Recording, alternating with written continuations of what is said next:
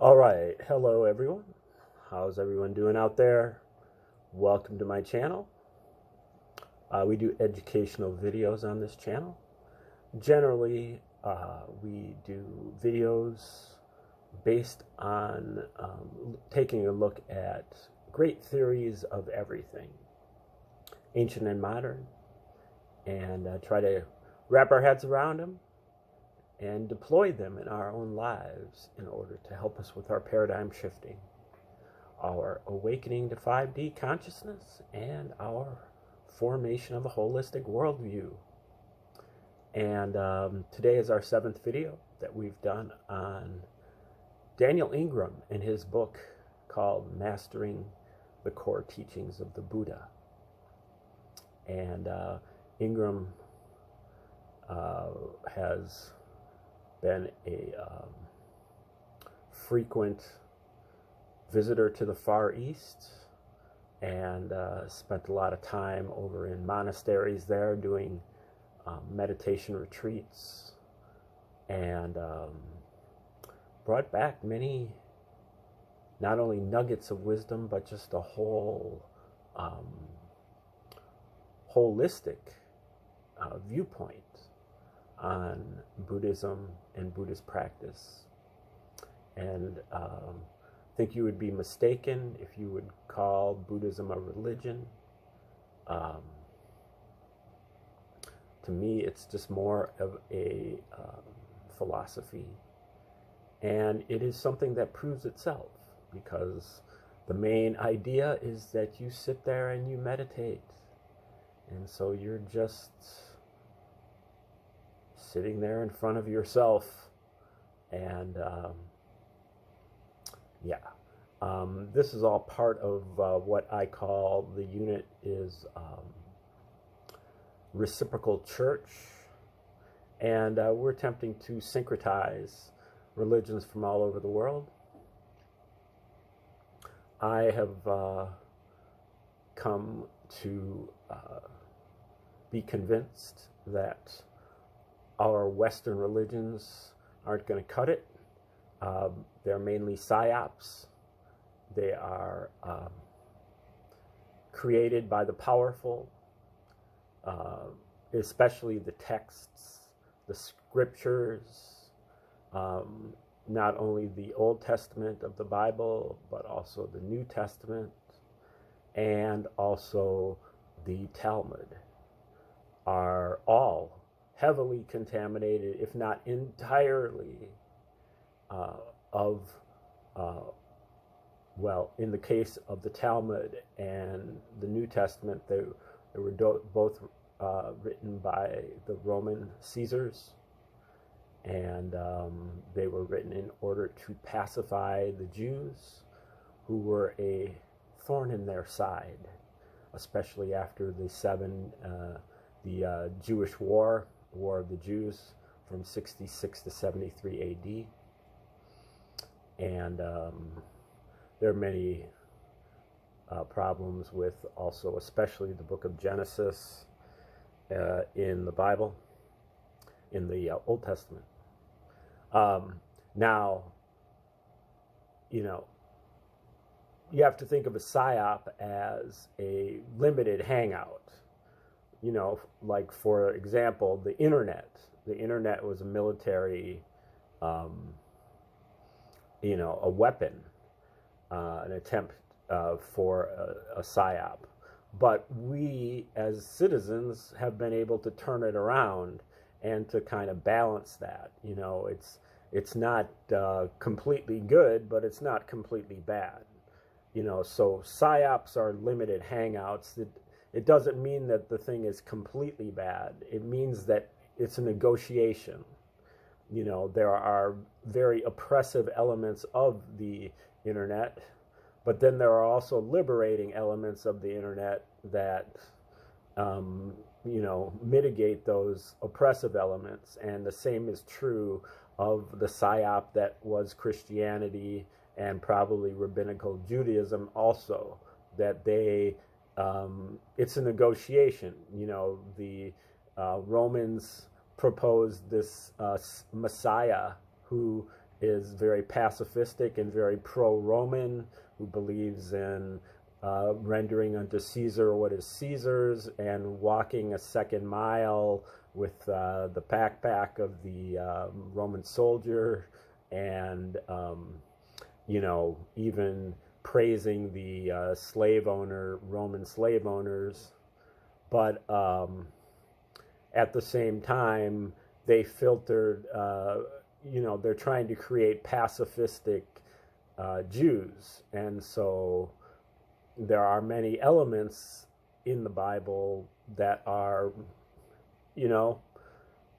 useful to create a peaceful world.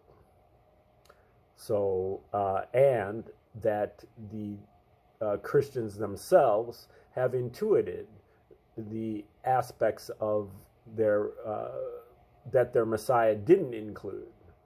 For example, the Messiah was pretty much anti-family. He told the fishermen, to just come follow him, and they're like, "Oh, well, can I tell my dad first that I'm leaving?" And he's like, "No, you got to go now. You can't even tell him that you're leaving." So, and then in addition to that,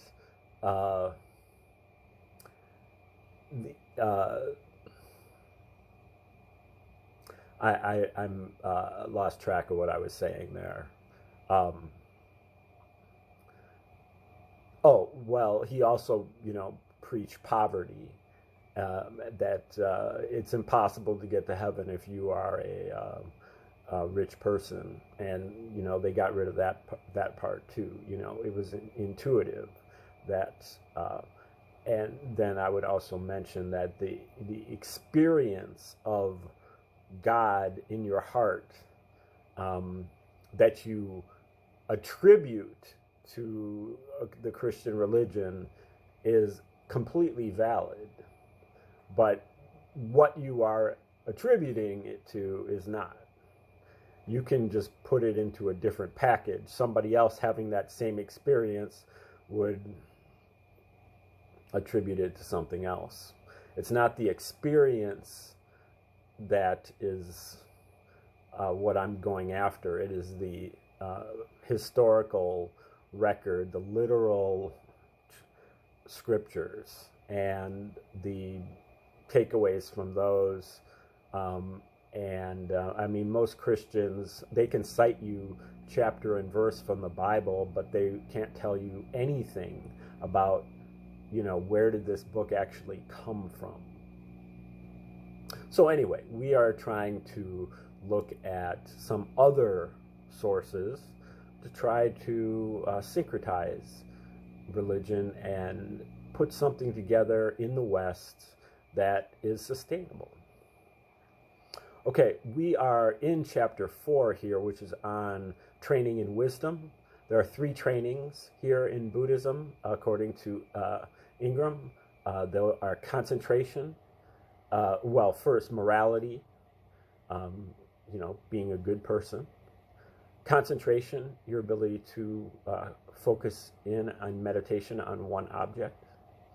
And wisdom training, which is training in insight meditation, or vipassana, or I'm not sure what term Ingram uses, but that is basically being aware and noticing all of your sensations from your 6 sense doors, your 5 senses and your mind, and being able to be aware of all of your sensate world. And by doing so, you are able to hone in on ultimate wisdom. But let's let Ingram talk about it, because he is more of an expert on this than I am. So, many people try to make insight practices into an exercise that will produce both insights into the ordinary world and ultimate insights. There are numerous traditions that specifically advocate for this sort of practice that attempts to work on both fronts simultaneously. However, I have concluded that we should not count on ultimate teachings to illuminate or resolve our relative issues, or vice versa. Therefore, it is extremely important not only to practice all three trainings, but also not to conflate the relative and ultimate wisdom teachings. Failure to do so causes endless problems and makes progress more difficult. Thus, I will revisit this topic throughout this work, doing my best to clearly differentiate those practices that produce ordinary wisdom from those that fall within the third training and lead to awakened perceptual transformations that are distinct from our relative insights. A brief note of caution here. Occasionally, when people begin to get into spirituality, they may get a bit fascinated with it and may forget some of the crucial relative wisdom, otherwise known as common sense, that they may have learned from before. Caught up in ultimate wisdom and their spiritual quests, they can sometimes abandon conventional wisdom or discernment and other aspects of their former life to a degree that may not be particularly skillful. They falsely imagine that by training in insight, they have mastered or gone beyond the training in or need for morality. We awaken to the actual truth of our life in all its conventional aspects, so make sure that yours is a life you want to wake up to. In summary, by seeing deeply into the truth of our own experience, profound and beneficial transformations of consciousness are possible. You guessed it, we're talking about awakening, nirvana, nibbana, the unconditioned, and all of that. The arising of this understanding is the primary focus of this book. There are many fascinating insights that typically occur even before awakening. Again, there are no magic formulas for producing ultimate insights except for the three characteristics. And there's an ellipsis there telling us that it's coming up. And that is the title of the next chapter, chapter 5, the three characteristics. The three characteristics of impermanence, dissatisfactoriness, and no self are so central to the Buddhist teachings that it is almost inconceivable how little attention the majority of insight meditators give them. I cannot possibly overstate the usefulness of trying again and again to really discern these three qualities of all experience. They are the stuff from which ultimate insight at all stages comes, pure and simple. Every time I say, understand the true nature of things, what I mean is directly perceive the three characteristics. To perceive them thoroughly and directly is to be awakened. And again, those three characteristics are impermanence, dissatisfactoriness, and no self. Okay, all of our sensations have the three characteristics. They come and go. They are not satisfactory. They don't have the ability to satisfy you. And they are no self. They are not you. Somehow, this exceedingly important message doesn't typically seem to get through to insight meditators. So they spend much time doing anything but looking precisely moment to moment into the three characteristics. They may be thinking about something, lost in the stories and tape loops of the mind, trying to work out their stuff, philosophizing, trying to quiet the mind, or who knows what. And this can go on retreat after retreat, year after year, decade after decade. And of course, They wonder why they don't have any insight yet. And I would say I'm guilty as charged, at least to a certain extent. I hope I've made some progress. This is a tragedy of monumental proportions, but you do not have to be part of it. You can be one of those insight meditators who knows what to do, does it, and finally gets it in the truest sense. The big message here is to drop the stories.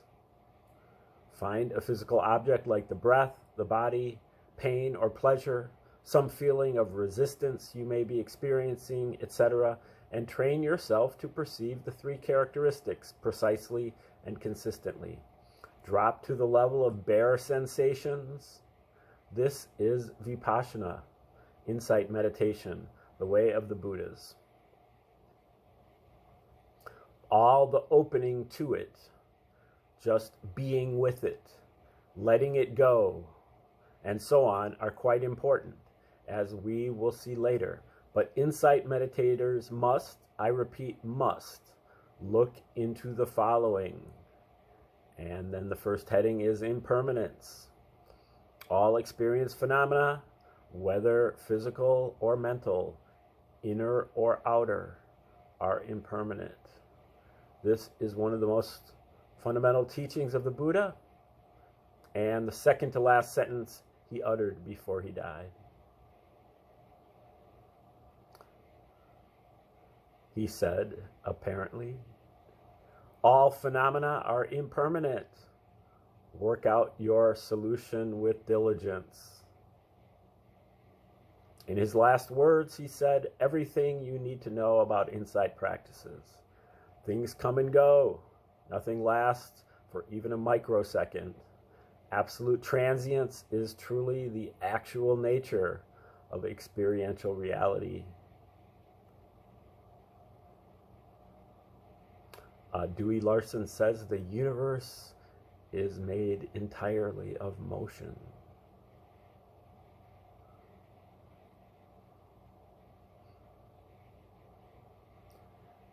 What do I mean by experiential reality? I mean the universe of sensations that you directly experience. There are many gold standards for reality. However, when doing insight practices, the only useful gold standard for reality is your own sensate experience. From the conventional perspective, things are usually believed to exist, even when you no longer experience them directly, and are thus inferred to exist with only circumstantial evidence to be relatively stable entities. Predictability is confused with continuity of existence. For our day-to-day lives, this assumption is functional and adequate. For example, you could close your eyes, put down this book or device, then pick it up again where you left it without opening your eyes. From a pragmatic point of view, this book was where you left it, even when you were not directly experiencing it.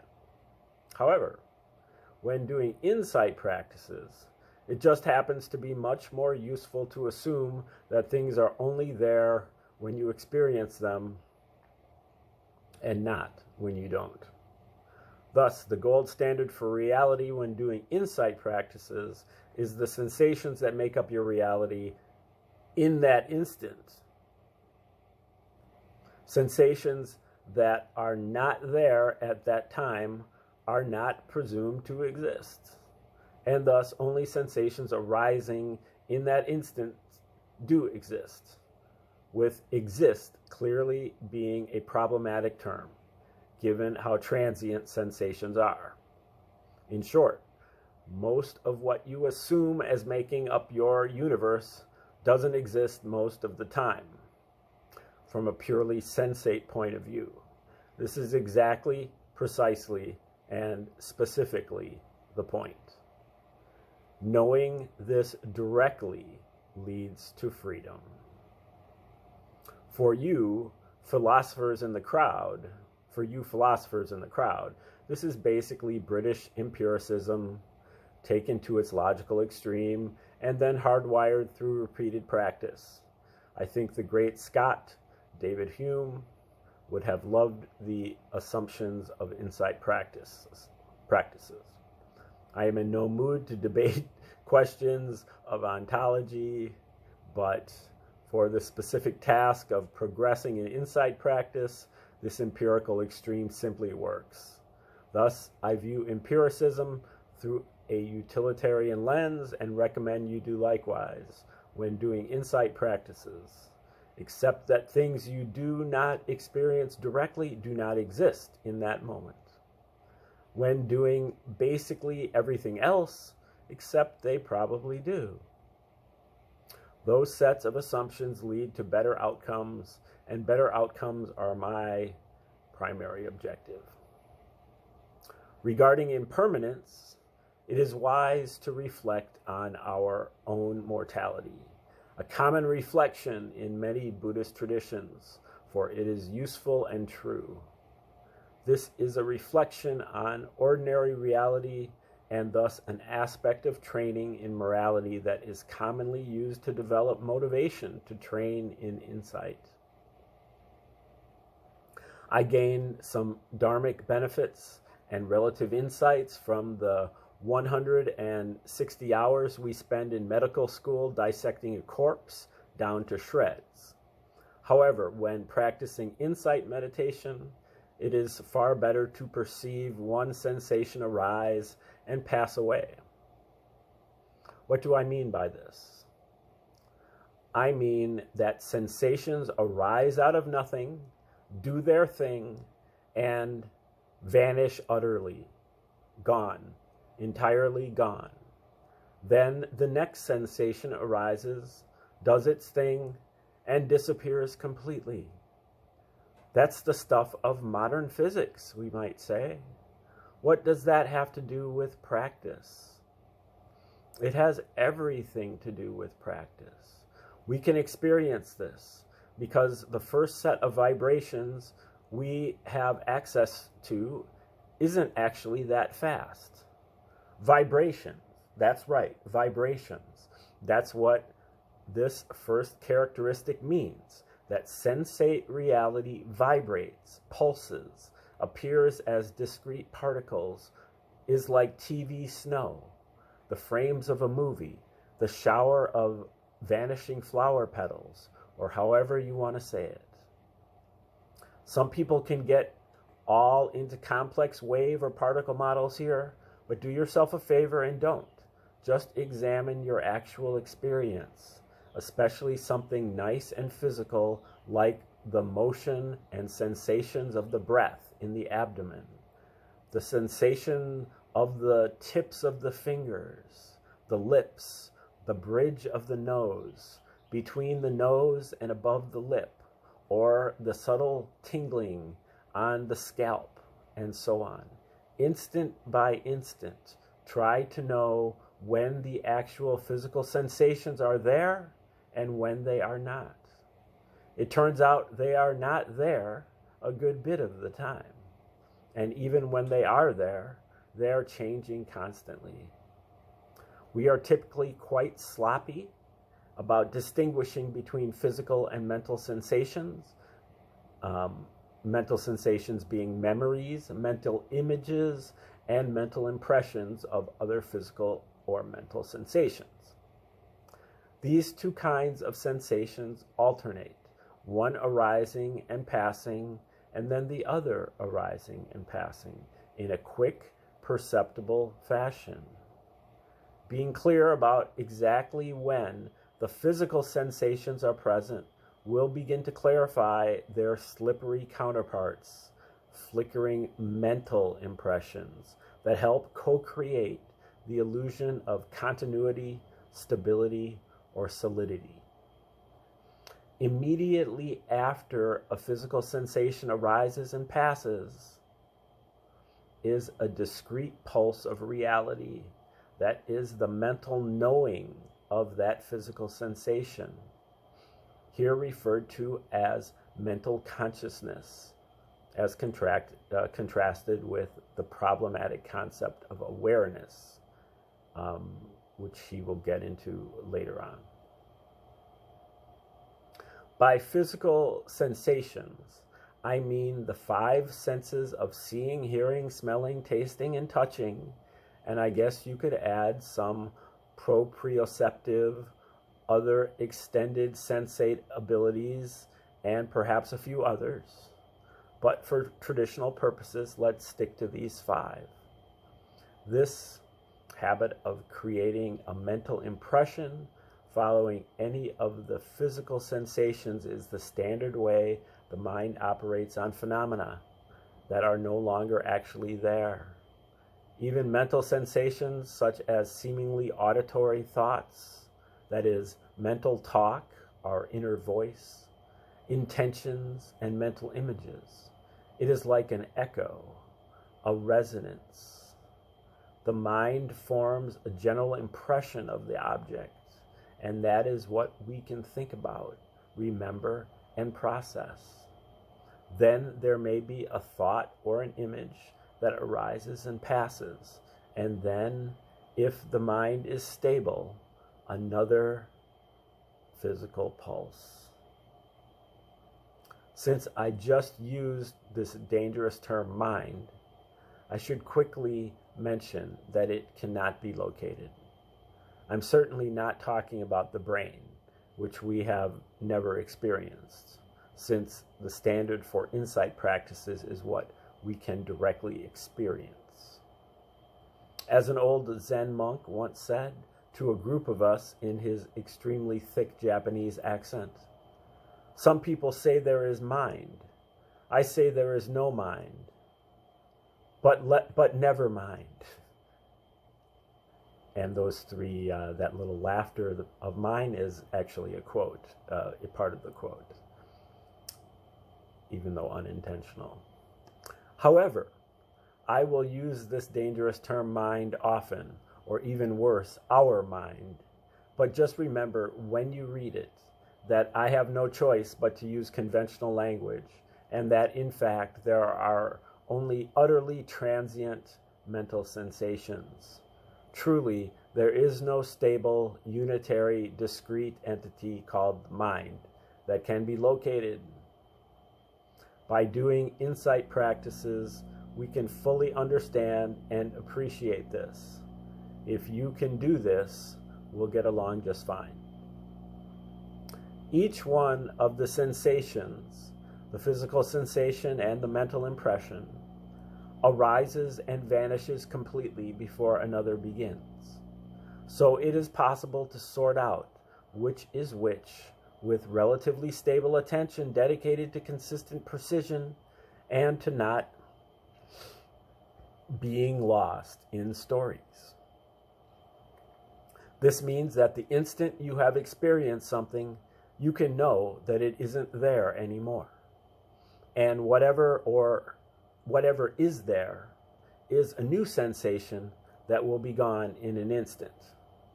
There are typically many other momentary sensations and impressions interspersed with these, but for the sake of practice, this is close enough to what is happening to be a good working model. Engage with the preceding paragraphs. They are the basis of great insight practice. Given that you now know that sensations are vibrating, pulsing in and out of reality, and that for the sake of practice, every sensation is followed directly by a mental impression. You now know exactly what you are looking for. You have a clear standard. If you are not experiencing it, then stabilize the mind further and develop more clarity about exactly when and where there are physical sensations. Spend time with this as long as it takes. The whole goal is to experience momentariness directly. That is, things flickering, and what those things are doesn't matter one bit. How freeing. Interpretation is particularly useless in insight meditation, so you don't have to spend time doing it when you are on the cushion. Throughout this book, I recommend reflecting on spiritual teachings and how to bring them to bear on life when off the cushion. Thoughts, even supposedly good ones, are just too slippery and seductive most of the time, even for advanced meditators. Though if you can avoid getting lost in their content, they are as valid a stream of sensate objects for insight practice as any other. When doing insight practices, try to limit yourself to no more than a few minutes of skillful reflection per hour of meditation. This should be more than enough. There are simply no substitutes for this sort of momentum in practice. If you can get that reflection down to no minutes at all, so much the better. How fast are things vibrating? How many sensations arise and vanish each second? This is exactly what you are trying to experience, but some very general guidelines can provide faith that it can be done and perhaps point the way as well. Begin by assuming we are initially talking about 1 to 10 times per second. This is not actually that fast. Try tapping 5 to 10 times per second on a table or something. It might take 2 hands, but it's doable, isn't it? You could experience that, couldn't you? That's the spirit. Not good at counting beats per second? Here's a quick trick. If you count 1,000 at a steady pace, that is about 1 second per 1,000. Notice that it has 4 syllables. So if you're counting at 4 syllables a second, or 4 hertz, which is the unit of occurrences per second, if you tapped your hand each time you said or thought a syllable, that would be 4 taps per second. Try it. Count 1,000 and tap with each syllable. So you now know you can experience at least 8 things in a second.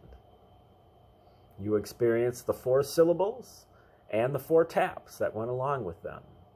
You probably experienced all sorts of other things also, like sight, sounds, other physical sensations, and a lot more during that 1 second. Yay, that is insight practice. You are already up to at least 8 sensations per second. Yay, you. Okay, looks like we're out of time. We'll return tomorrow and pick up where we left off. So thanks for tuning in,